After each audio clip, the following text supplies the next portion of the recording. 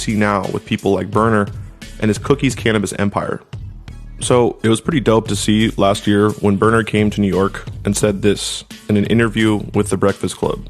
I'm coming to New York for sure. We're putting all our resources into bringing Cookies to New York, but what we're going to do is, like, the first person I partnered with in NY was Branson. Shout out to Branson. You know, like, I didn't want to come out here and go right to the rappers or anything like that. Shout out to all my brothers that have been asking me to do things, but Branson's been an OG for a long time, so Absolutely. that was the first person I wanted to do a deal with. Like, let's get them triangle bags all through the city again and have you feel comfortable about doing that. So we've been bringing him around and showing him, like, what the rec game looks like, and his mind's blown from it.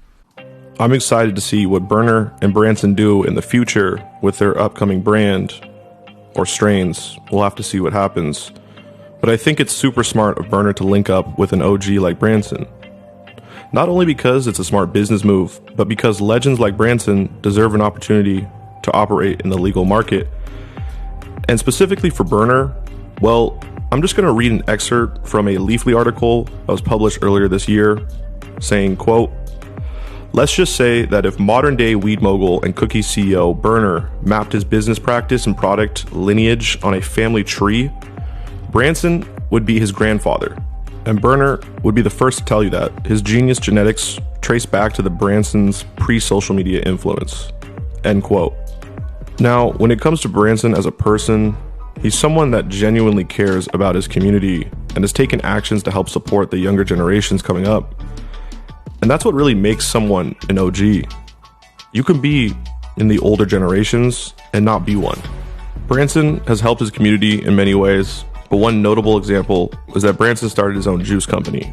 Why?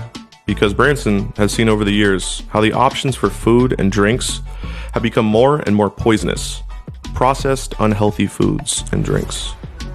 And his juice business, called Branson Got Juice, is not only selling healthy juice drinks, but also serves as a symbol for investing in the community you grew up in and wanting to create a better future for the coming generations. And nowadays, that's honestly pretty uncommon.